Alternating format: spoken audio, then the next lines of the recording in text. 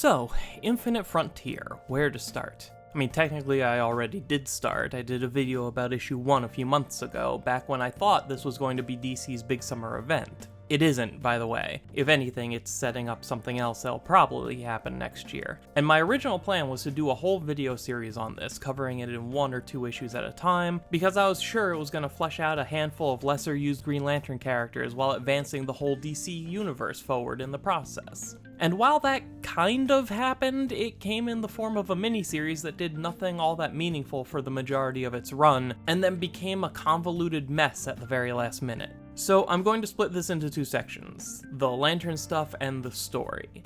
Yes, I can talk about all the Green Lantern stuff in this miniseries without including anything about the story, and yes, that's a bad sign. I'll get into the overall story last, since once I start talking about it, I'm probably just going to rant until the video is over, and I don't want to overshadow the fact that this miniseries had way more Lantern characters than I expected, and some of them were used really well, while others make me really interested in what may be coming in the future. So let's get into it and talk about the Lantern stuff.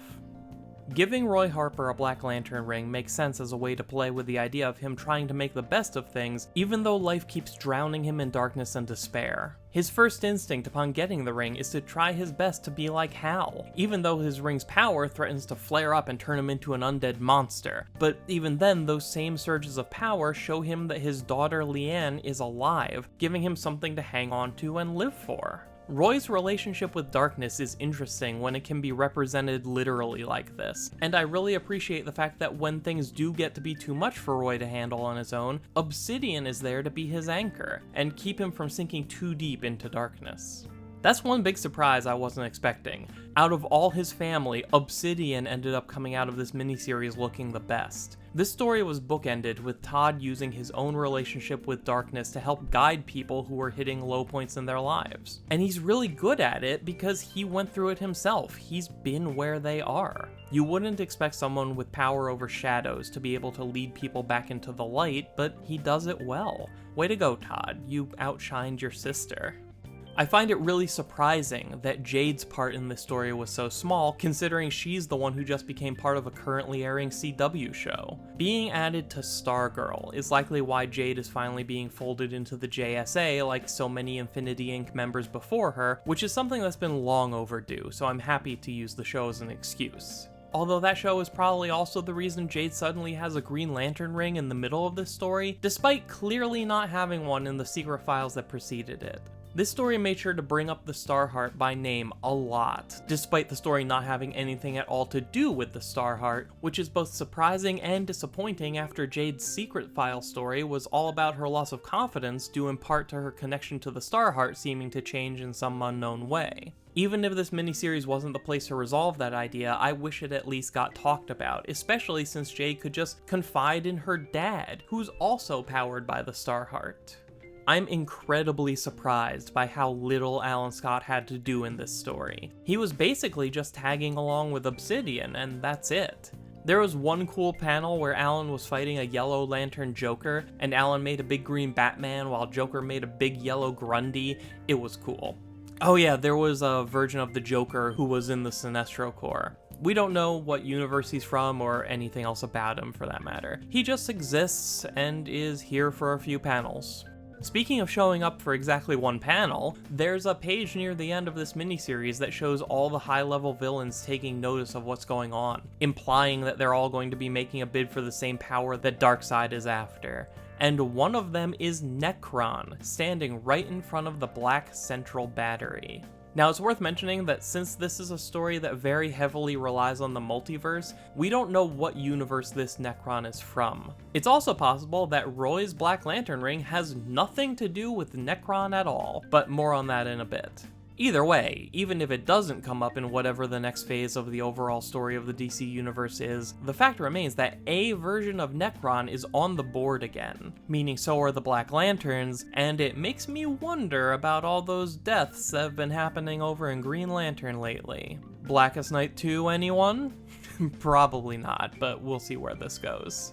One Green Lantern villain I was even more surprised to see was Hector Hammond, without his usual gigantic head. All we know is that when the multiverse was restored, his body was reset to normal, so presumably his telepathic powers are gone too. He's currently an agent of the DEO, the government organization that usually specializes in handling aliens, but now we're trying to figure out the best way to protect the universe from the rest of the multiverse. I'm not sure where to expect to see Hector pop up again after this, but I hope we get to see him explore his new lease on life before inevitably going back to his classic version. Now, with all that said, let's try to sort out what even happened in this miniseries. Trying to walk through and explain these events linearly is pointless because this story absolutely hates the idea of giving context to anything. It'll give you all these cool moments of characters unexpectedly showing up, usually in the form of a page-turn reveal that adds impact to their sudden appearance, but then it'll take forever to tell you why that character is even there, if it tells you at all. Opening issue 1 with what looked like a retelling of Superman's origin, only for the ship to open up and reveal Flashpoint Batman, was a great moment. Except that Flashpoint Batman then spent the next 5 issues wandering around not knowing why he's even in the story, and we as readers don't know why we should care about him being there, or what it has to do with the overall story being told, or what the overall story even is. So let's break this down. Full spoilers, though I'm not going to mention every character and every detail. This is just a high-level view of the story to make it make sense.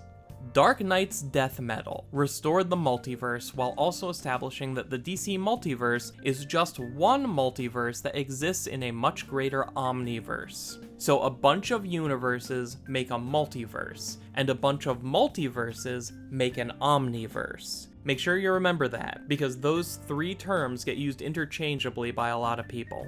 Located in the newly recreated multiverse is a world called Earth Omega, only it's not actually a world, it's a piece of something called the Great Darkness. Darkseid implies that other pieces of the Great Darkness exist in other multiverses, so if he wants to control the Great Darkness, he needs access to the Omniverse. So he kidnaps the Flash, who can travel between universes, and puts him on a big treadmill so he can try to run fast enough to break through the multiversal barrier and reach the rest of the Omniverse. Darkseid also arranged the kidnapping of a bunch of people who were displaced from their original universes. Most of the JSA, for example, come from the original version of Earth 2, which hasn't existed since before Crisis on Infinite Earths, plus most of them were retconned out of continuity and then brought back, and all of that means that their bodies have some residual multiverse energy that Darkseid can extract and use. I don't really know what he needs it for, maybe it powers Barry's treadmill.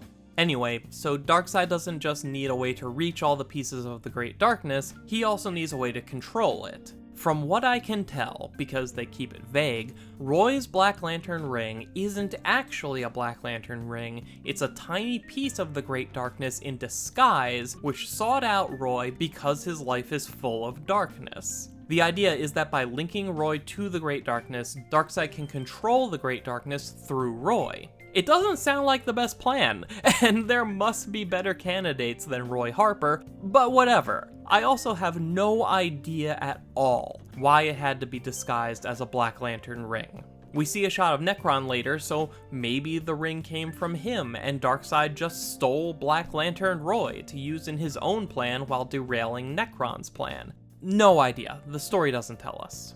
Darkseid also feels the need to recruit a team of super beings to protect his whole operation. So he finds powerful people throughout the multiverse who hate the idea of the multiverse and think other universes are too dangerous, and promises to protect their universes if they do him a favor and fight off any heroes who get in his way.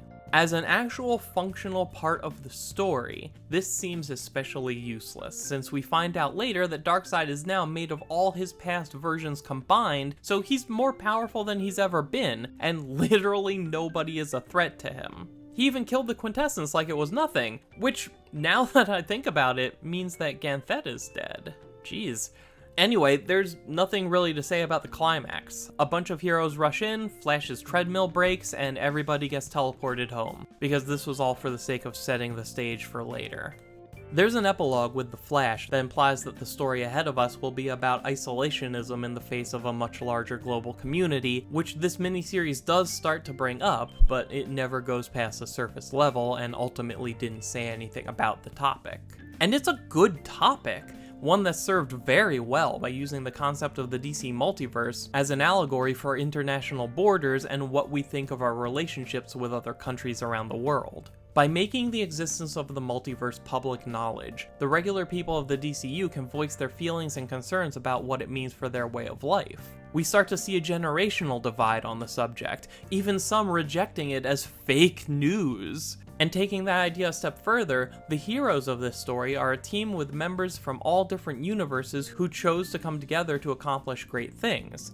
And the team that opposes them is a group of people, most of whom would also identify themselves as heroes, who only agreed to work together to keep their universes separate. To them, working with other universes is a necessary evil to ensure nobody from elsewhere in the multiverse will ever cause harm to their home universes ever again. There's so much potential there to explore these viewpoints by literalizing them, and this miniseries is content to just introduce these ideas and move on. I can only hope that whatever comes next does a better job, though I'm not convinced it will, since they essentially wasted 6 issues that could have been spent doing just that. And I have a hard time feeling satisfied with what little we did get because so much time was spent just meandering around in a 6-issue story that doesn't tell us anything important until the end of issue 4. And then issue number 6 gives us one more page-turn reveal that's clearly supposed to be a big surprise, the reveal of the Great Darkness. But they don't give it any context. So the only way to get anything out of that moment is if you happen to have read that one Legion of Superheroes story from 1982.